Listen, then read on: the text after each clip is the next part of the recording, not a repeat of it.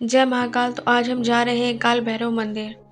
जो काल भैरव भगवान है हमारे, ये महाकाल यानी कि शिव जी के ही रूप माने जाते हैं। जो जितने भी हमारे भारतवर्ष में जो 12 ज्योतिर्लिंग है, आपको हर एक ज्योतिर्लिंग के पास एक काल भैरव मंदिर ज़रूर मिलेगा, क्योंकि ये महाकाल के ही रूप माने जाते हैं। और आप जब काल भैरव मंदिर आते हैं तो आप प्रसाद में जो सामान आपको कुछ इस तरीके से मिलता है, जिसमें ये नज़र का सामान हो गया, और दूसरा मैंने देखा है जगह जगह यहाँ ड्रिंक की यानी कि शराब की बोतलें रखी हुई थी। तो मुझे यहाँ पता चला कि जो काल भैरव भगवान है उनके लिए ये स्पेशल मतलब प्रसाद के रूप में चढ़ाया जाता है। तो ये आपकी इच्छा है, अगर आप ये चढ़ाना चाहते हैं तो आप चढ़ा सकते हैं। यहाँ पे आपको छोटी छोटी बॉटल्स मिल जाती है। और जब हम लोग काल भैरव मंदिर के लिए गए थे तो गर्मी बहुत ज़्यादा थी, सर पे एकदम धूप थी। तो अभी तक तो मुझे लग रहा था कि सब खाली खाली है, बहुत ही आराम से हमारे दर्शन हो जाएंगे मंदिर में आके, क्योंकि हम सीधा महाकाल के दर्शन करने के बाद काल भैरव मंदिर आए थे दर्शन करने के लिए।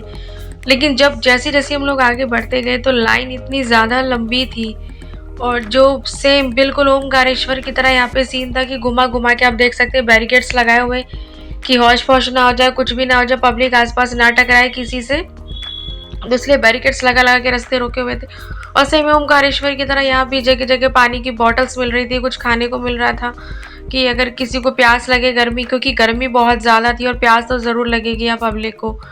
और जो सूरज जिसे मैं बोल रही थी कि उसकी हीट बिल्कुल सर पर आ रही थी, और आप देख सकते हैं हमारी हालत बहुत ज़्यादा ख़राब हो गई थी। और हमारे साथ तो यशवी भी थी, तो यशवी की भी हालत ख़राब होने लगी थी, और हमने उसको फिर गोदी में ले लिया। और जैसे ही हम लोग चलते गए धीरे धीरे फाइनली हम लोग काल भैरव मंदिर के दरबार पहुंच चुके हैं। और अभी भी ये रास्ता जो बहुत लंबा हम लोगों को आगे तक तय करना है। और अगर आप सीनियर सिटीजन आपके साथ हैं, बड़े बुजुर्ग हैं, तो आप उनको उस रास्ते से कभी मत लेकर आना, क्योंकि हमें ये बात पता नहीं था कि मंदिर में जो सीनियर सिटीजन हो गया, जितने भी जिनको प्रॉब्लम है, फिजिकली कोई प्रॉब्लम है, ये यहाँ से उनके लिए एंट्री नहीं है। और उनकी जो एंट्री होती है वो अलग से होती है, मैं आपको बाद में बताऊंगी। और इसी के बाद देखिए हम काल भैरव मंदिर आ चुके हैं। और इसी के साथ मैं अपने फ़ोन को करती हूँ बंद, क्योंकि वीडियो फोटोग्राफी अलाउड नहीं है। बट मैंने पब्लिक को देखा था काफ़ी उछल उछल के कूद कूद के वीडियो बनाने में लग रहे थे, जो बिल्कुल ही गलत है। जब लिख दिया गया है कि वीडियो फोटोग्राफी अलाउड नहीं है, लेकिन फिर भी लोग कर रहे थे। और जो हमारे काल भैरव भगवान के दर्शन थे बहुत अच्छे से हुए। धक्का मुक्की बहुत ज़्यादा हो रही थी, तो दर्शन आपको अपने ही कहते हैं ना भरोसे पे करने होंगे। हो गए तो ठीक है, वरना ना समझिए आप बिल्कुल ही, क्योंकि अंदर बहुत ज़्यादा प्रेशर था। कुछ लोग जो शराब की बोतलें चढ़ा रहे थे उनका रश ज़्यादा था, तो अंदर बहुत टाइम लग रहा था अंदर हमें। और आप ये देख सकते हैं यहाँ पे शाम को सुना है मैंने बहुत अच्छी दीप आरती होती है यहाँ पे।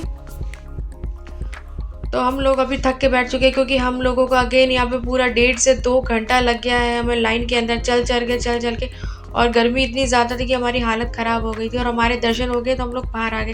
और ये आप रास्ता देख सकते हैं, ये जो एग्जिट पॉइंट है ना, अगर आपके साथ कोई सीनियर सिटीज़न है या फिजिकली किसी को प्रॉब्लम है, तो आप एग्जिट गेट से एंट्री करना, ना कि एंट्री गेट से। हमें ये बात पता नहीं थी, वहाँ से निकलने के बाद हमें पता चली। और उसी के बाद मैं आपको लेके चलती हूँ उस संदीपनी आश्रम पे। और ये संदीपनी आश्रम का जो इतिहास था, मुझे यहाँ पर आने से पहले बिल्कुल नहीं पता था।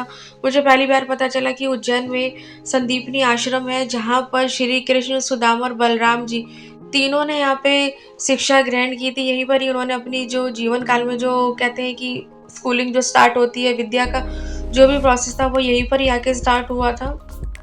हमें तो बस यही पता था मथुरा वृंदावन कि वहीं से ही श्री कृष्ण जी का लिंक है जो भी है। लेकिन यहाँ पर आके मुझे उज्जैन में पता चला कि यहाँ उनकी विद्या स्थली, यानी कि वो मथुरा वृंदावन से यहाँ उज्जैन मध्य प्रदेश में आए थे शिक्षा ग्रहण करने के लिए। और यहाँ भी इस टाइम बहुत ज़्यादा भीड़ थी। और सेम सिचुएशन यहाँ भी थी कि वीडियो फोटोग्राफी जो अंदर अलाउड नहीं थी, बट कुछ लोगों को मैंने देखा वो अंदर लगे हुए थे, जो बिल्कुल ही गलत था। अगर किसी ने कुछ लिख दिया है तो उसका हमें मान रखना चाहिए। ऐसा नहीं है कि लिख देने से का मतलब कि आप अपने चाहे कुछ भी मनमानी कर सकते। तो अंदर का मैंने कोई रिकॉर्ड नहीं किया। और अंदर बहुत अच्छा लगा, जो अंदर एक छोटा सा कमरा था जहाँ श्री कृष्ण, बलराम जी, सुदामा जी की मूर्ति थी। और पूरे भारतवर्ष में कहीं भी आपको इन तीनों का संगम नहीं मिलेगा, जो सिर्फ आपको यहाँ संदीपनी आश्रम में ही मिलेगा। तो हमारा ये जो संदीपनी आश्रम का टूर भी यहीं पर ही ख़त्म होता है, और काल भैरव का टूर भी यहीं ख़त्म होता है। अगर आप महाकाल के दर्शन करने आते हैं और आपके पास समय है, तो आप एक बार काल भैरव और संदीपनी आश्रम जरूर जाना।